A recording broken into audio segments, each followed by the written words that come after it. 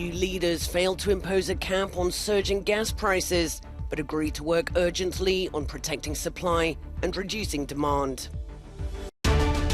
London reacts to the news of Liz Truss's resignation as Prime Minister, with European leaders calling for the UK to return to a level of stability.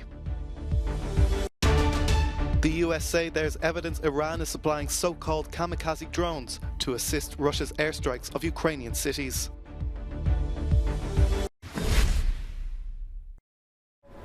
EU leaders reached an agreement in the early hours of Friday morning to work urgently on developing a gas price cap and also to Europeanise a model similar to the Iberian exception that limits the influence of gas prices on the electricity market.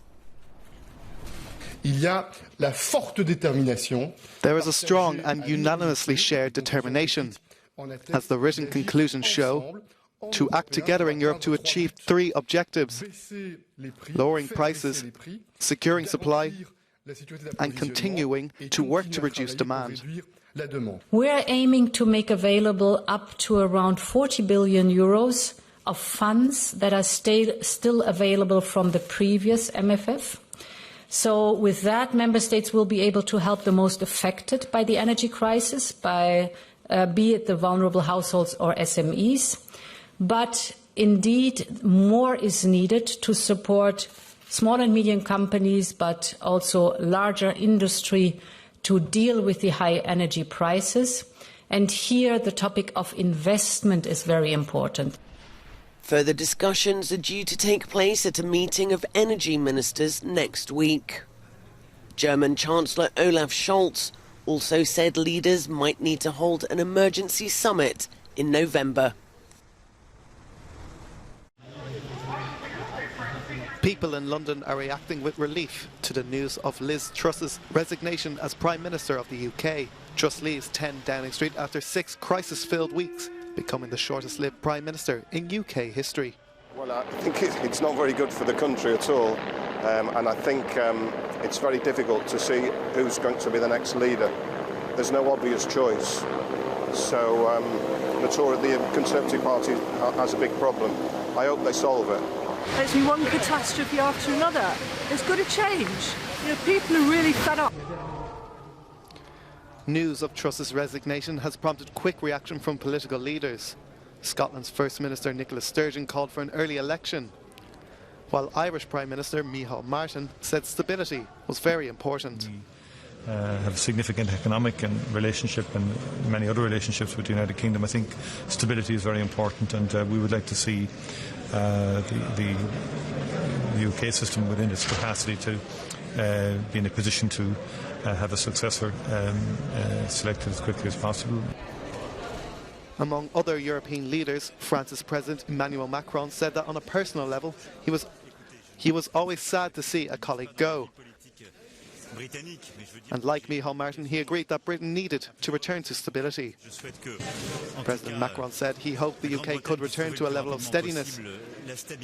This was good for France and good for Europe. At the White House, meanwhile, reporters asked US President Joe Biden whether Truss had made the right decision.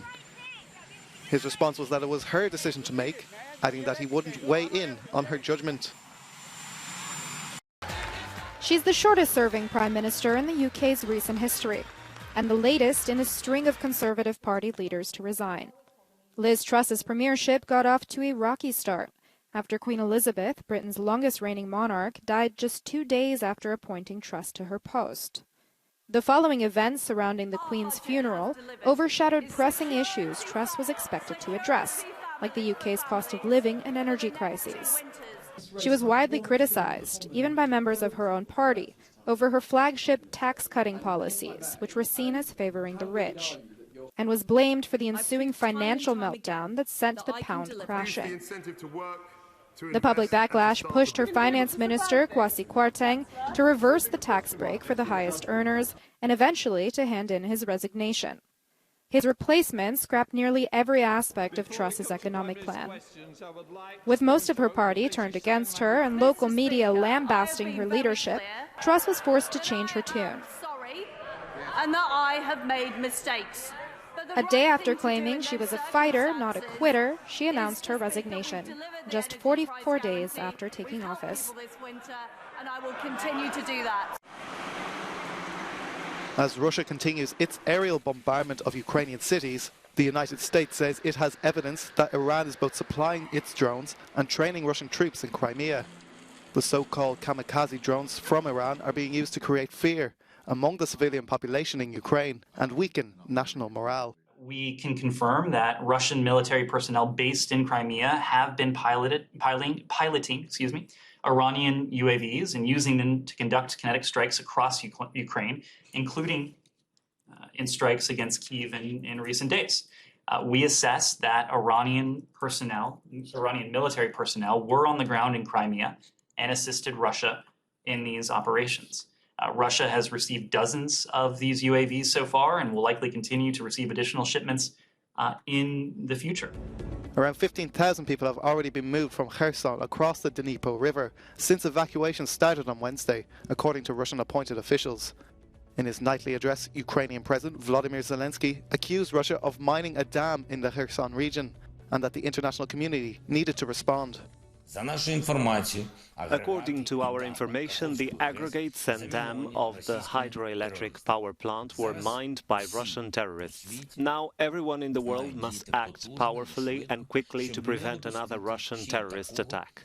Blowing up the dam would mean a large-scale disaster. According to Moscow, the humanitarian organization Red Cross were given permission to visit the Olenivka prison. Kyiv earlier this week accused the Red Cross of inaction, saying a lack of inspections of detained soldiers left them vulnerable to being tortured. A handful of Russian citizens have been arrested in Norway over the past couple of weeks for operating drones or violating photography bans. Among them was a 47-year-old dual Russian and British citizen who was jailed for 2 weeks on suspicion of flying a drone at one of the country's airports.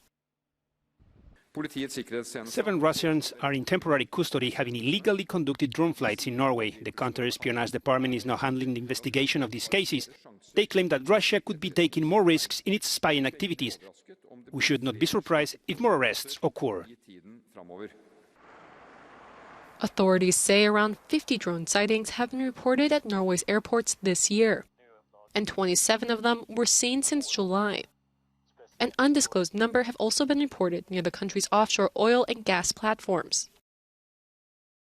Several Coast Guard vessels are present on the Norwegian continental shelf. F-35 maritime patrol aircraft patrol at sea. Local soldiers assist the police with guarding several oil refineries and gas plants. Oslo has tightened its security around its strategic infrastructure after the drone sightings and the suspected sabotage of the Nord Stream gas pipelines.